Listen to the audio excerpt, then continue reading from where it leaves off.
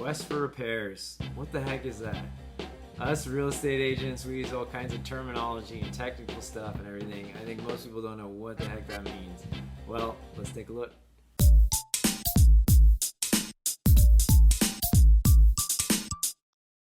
Hey everybody, Doug Reynolds here, your Sacramento area realtor.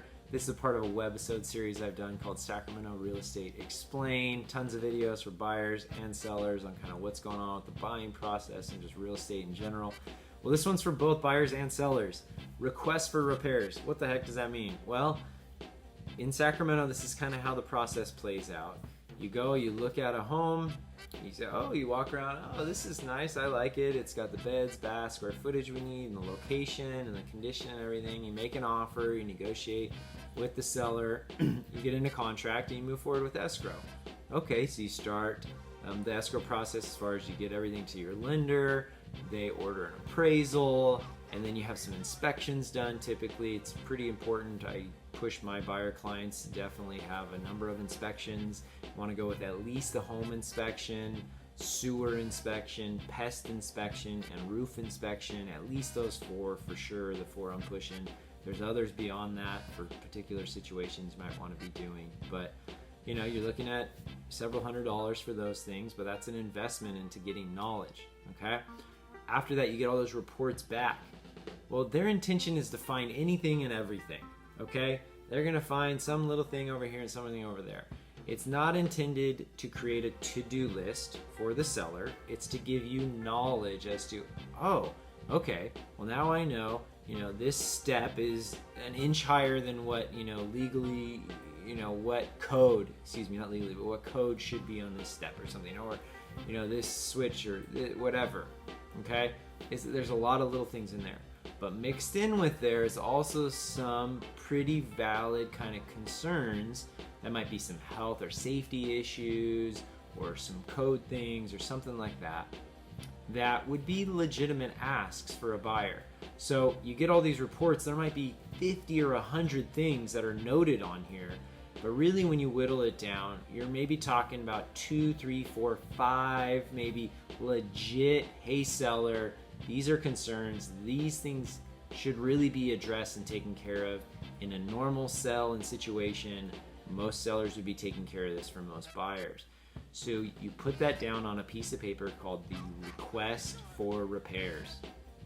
As a buyer, you go over this with your agent, you fill in, hey, we want a section 1 pest clearance, or there's some issues with the roof. We love the house, but the roof is a concern, or unfortunately, we found there's some tree roots in the sewer line. You probably didn't even know about this, Mr. Seller, but here's our report. You can actually watch the video and see, unfortunately, there are some tree roots. This is a concern for the future. We love your house, but we really feel these tree roots need to be addressed, Stuff like that is valid, A little thing, a paint chip here or there or something, or whatever, stuff that's just you saw that's cosmetic, whatever, those are not items that you'd be including on a request for repairs. These are legit big ticket things that need to be addressed and dealt with for a seller. And you submit it to the seller. Hey, here's our request for repairs. They then get to look it over. They get all the reports, they get to look through it, and then they get to negotiate back and forth and say, well, you know what, we agree. These 4 things, these are valid. We're going to deal with it. This 5th thing, it's really ticky-tacky. Looks like he kind of just threw it in to see if we'd go for it. But, we're agreed to these 4 things, but not this 5th thing. And you come to terms on kind of an agreement. So you just got to remember as a buyer, be reasonable as far as your inspections are not intended to create a list for the seller that you just hand over. It's to give you knowledge so that you can make an informed decision. After you get that knowledge, you say, okay, based on all this, we're still good with moving forward so long as these 3 things get addressed, or something like that. It's not uncommon for a credit to be negotiated with that rather than the actual repairs to be done. So instead of all the work to be done, they might say, hey, here's $2,500. After close, you can use that money to take care of the repairs or something. That's all facilitated in the negotiation of the request for repairs.